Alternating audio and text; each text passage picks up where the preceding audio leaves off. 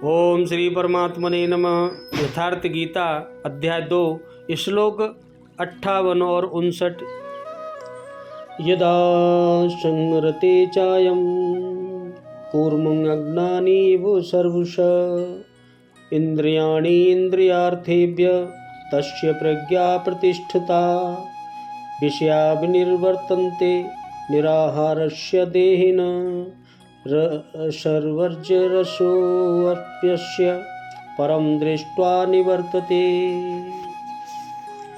भगवान बोले, और अर्जुन, और कछुआ सब ओर से अपने अंगों को जैसे समेट लेता है, वैसे ही जब यह पुरुष इंद्रियों के विषयों से इंद्रियों को सब प्रकार से हटा लेता है, तब उसकी बुद्धि स्थिर, ऐसा समझना चाहिए, स्थिर हो जाती है।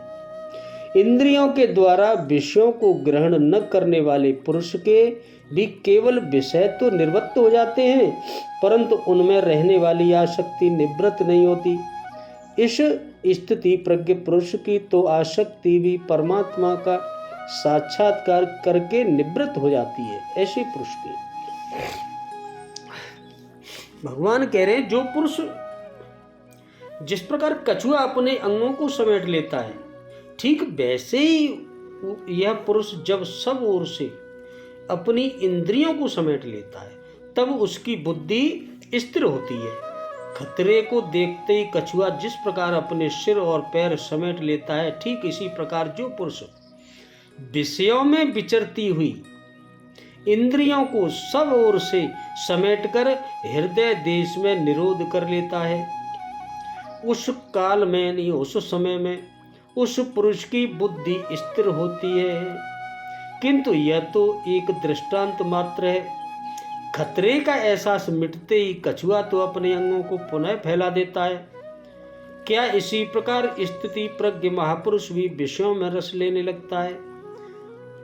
भगवान कहते हैं, इंद्रियों द्वारा विषयों को न ग्रहण करने वाले पुरुषों के विषय तो निवृत्त हो जाते हैं हमेशा के लिए, क्योंकि वे ग्रहण ही नहीं करते, किंतु उनका राग निवृत्त नहीं होता, आसक्ति लगी रहती है।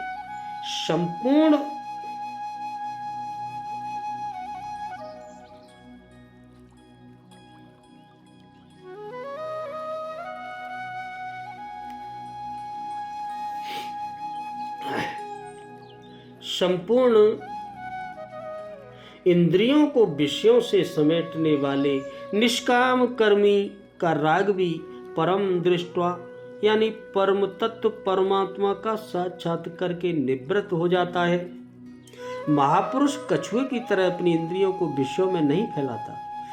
एक बार जब इंद्रियां सिमट गई तो संस्कार ही मिट जाते हैं, पुनः वे नहीं निकलते। निष्काम कर्मयोग के आचरण द्वारा परमात्मा के प्रत्यक्ष दर्शन के साथ उस पुरुष का विषयों से राग भी निवृत्त हो जाता है। प्राय चिंतन पथ में हठ करते हैं, हठ से इंद्रियों को रोककर वे विषयों से तो निवृत्त हो जाते हैं, किंतु मन में उनका चिंतन राग लगा रहता है। यह आसक्ति परम दृष्टवा परमात्मा का साक्षात्कार करने के बाद ही निवृत्त होती है, इसके पूर्व नहीं हो सकती, इससे पहले नहीं हो सकती। पूज्य महाराज जी इस संबंध में अपनी एक घटना बताया करते थे। गृह त्याग से पूर्व उन्हें 3 बार आकाशवाणी हुई थी। हमने पूछा, महाराज जी आपको आकाशवाणी क्यों हुई? हम लोगों को तो नहीं हुई आज तक। तब इस पर महाराज जी ने कहा, ओम ई शंको मोहु के भई रही, अर्थात यह संदेह मुझे भी हुआ था। तब अनुभव में आया कि मैं 7 जन्म से लगातार साधु हूँ। 4 जन्म तो केवल साधुओं सा भेष बनाए, तिलक लगाए, कहीं विभूति पोते, कहीं कमंडल लिए विचरण करता रहा हूँ। योग क्रिया की जानकारी नहीं थी, लेकिन पिछले 3 जन्म से बढ़िया साधु हूँ, जैसा होना चाहिए। मुझ में योग क्रिया जागृत थी। पिछले जन्म में पार लग चला था, निवृत्त हो चली थी, किंतु 2 इच्छाएं रह गई थी, एक स्त्री और दूसरी गांजा। अंतर मन में इच्छाएं थीं, किंतु बाहर में से हमने शरीर को दृढ़ रखा। मन में वासना लगी थी, इसलिए जन्म लेना पड़ा। जन्म लेते ही भगवान ने थोड़े ही समय में सब कुछ दिखा दिया। यानी वासना लगी है तो जन्म लेना पड़ेगा, फिर मिलेगा। भगवान ने सब दिखा सुनाकर निवृत्ति दिला दी, 2-3 चटकना दिया और साधु बना दिया। भगवान की ऐसी कृपा रही।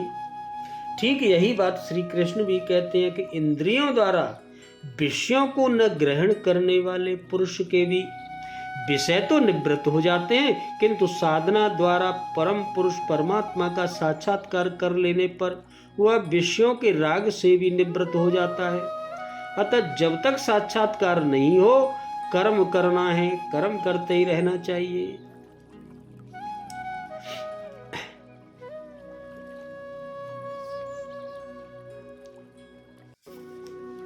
जैसे रामायण में है, उर कछु प्रथम वासना रही, प्रभु पद प्रीति सरस सो भई।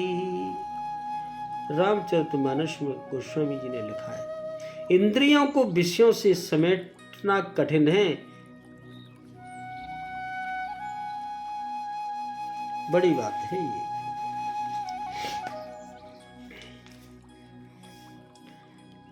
कछुए की बात इंद्रियों के विषयों से इंद्रियों को सब प्रकार से हटा लेने का क्या है।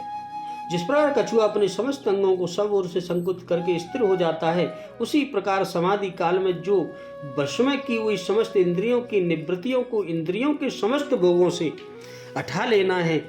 किसी भी इंद्रिय को किसी भी भोग की ओर आकर्षित न होने देना तथा उन इंद्रियों में मन और बुद्धि को विचलित करने की शक्ति न रहने देना है। यही कछुए की बात। इंद्रियों को इंद्रियों के विषयों से हटा लेना है। ऊपर से इंद्रियों के स्थानों को बंद करके स्थूल विषयों से इंद्रियों को हटा लेना पर भी इंद्रियों की वृत्तियां विषयों की ओर दौड़ती रहती हैं। इसी कारण साधारण मनुष्य स्वप्न में और मनोराज्य में इंद्रियों द्वारा सूक्ष्म विषयों का उपभोग करता रहता है, मन ही मन से करता रहता है। या सर्वश पद का प्रयोग करके इस प्रकार के विषयों से भी इंद्रियों को सर्वथा हटा लेने की बात कही गई। उसकी बुद्धि स्थिर है, इस कथन का क्या भाव है।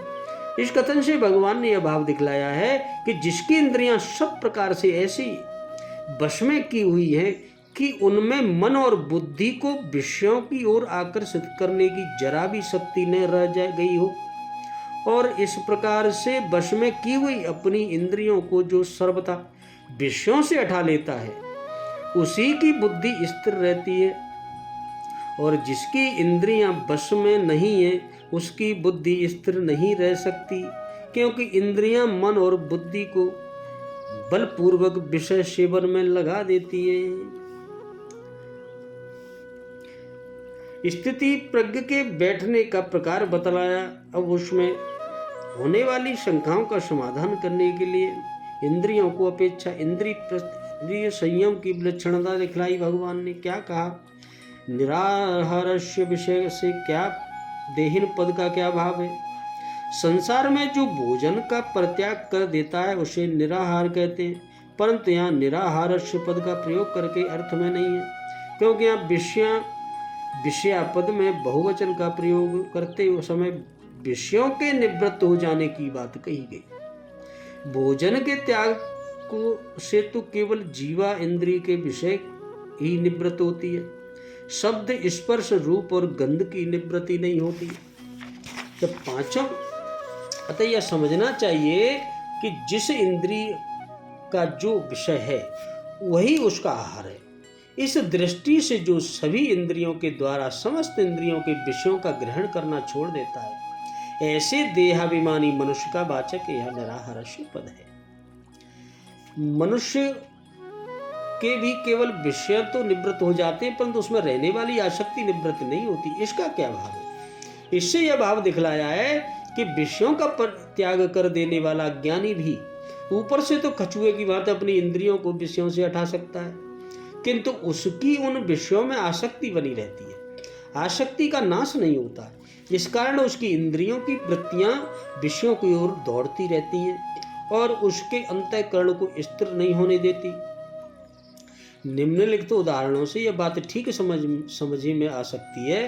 रोग या मृत्यु के भय से अथवा अन्य किसी हेतु से विषयासक्त मनुष्य किसी एक विषय का या अधिक विषयों का त्याग कर देता है। वह जैसे जब जिस विषय का परित्याग कर देता है तब उस विषय की निवृत्ति हो जाती है, वैसे ही समस्त विषयों का त्याग करने से समस्त विषयों की निवृत्ति भी हो सकती है, परंतु वह निवृत्ति हट, भय या अन्य किसी कारण से आसक्ति रहते ही होती है।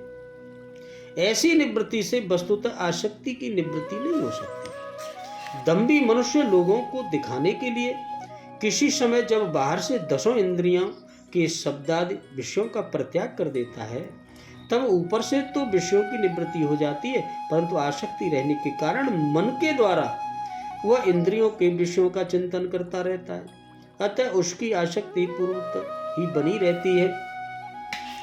भौतिक सुखों की कामना का वाला मनुष्य अणिमादि सिद्धियों की प्राप्ति के लिए या अन्य किसी प्रकार के विषय सुख की प्राप्ति के लिए ध्यान काल में या समाधि अवस्था में 10 इंद्रियों के विषयों का ऊपर से भी त्याग कर देता है और मन से भी उनका चिंतन नहीं करता, तो भी उन भोगों में उसकी आसक्ति बनी रहती है, आसक्ति का नाश नहीं होता। इस प्रकार स्वरूप से विषयों का परित्याग कर देने पर विषय तो निवृत्त हो जाते हैं, पर उनमें रहने वाली आसक्ति निवृत्त नहीं होती।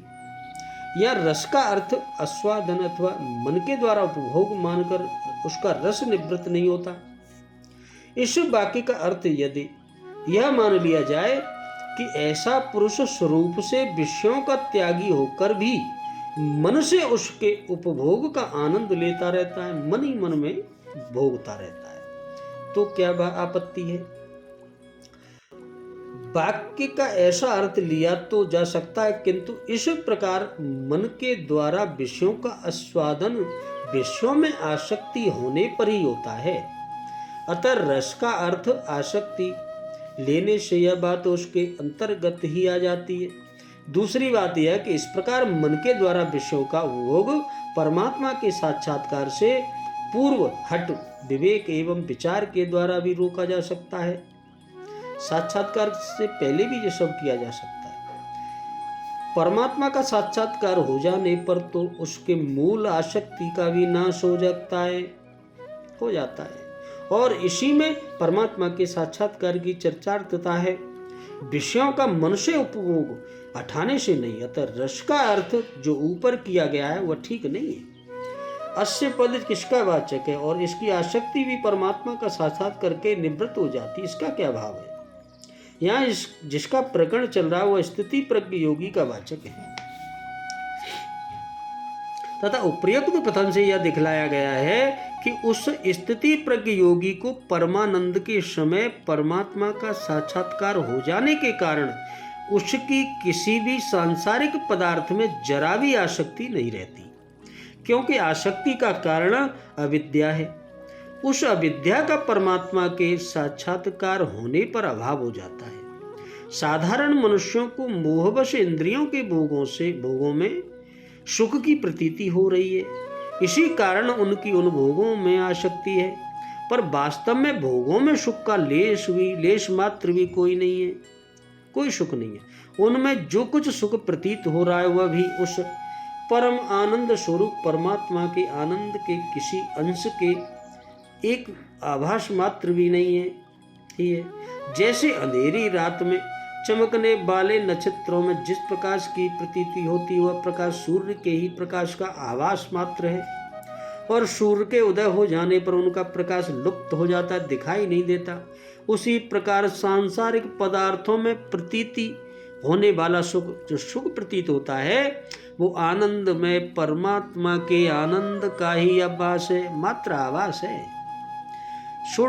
जरा सा आभास है। अतः जिस मनुष्य को उस परम आनंद स्वरूप परमात्मा की प्राप्ति हो जाती है उसको इन भोगों में सुख की प्रतीति ही नहीं होती और न उनमें उसकी किंच मात्र भी कोई आसक्ति रहती है। वो समझ जाता है यह सब बेकार है, क्योंकि परमात्मा एक ऐसी अद्भुत अलौकिक दिव्य आकर्षक वस्तु है जिसके प्राप्त होने पर इतनी तल्लीनता, मुग्धता और तन्मयता होती है कि अपना सारा आपा ही मिट जाता है। फिर कोई आपा ही नहीं रहता कि यह चाहिए। किसी दूसरी वस्तु का चिंतन कौन करे।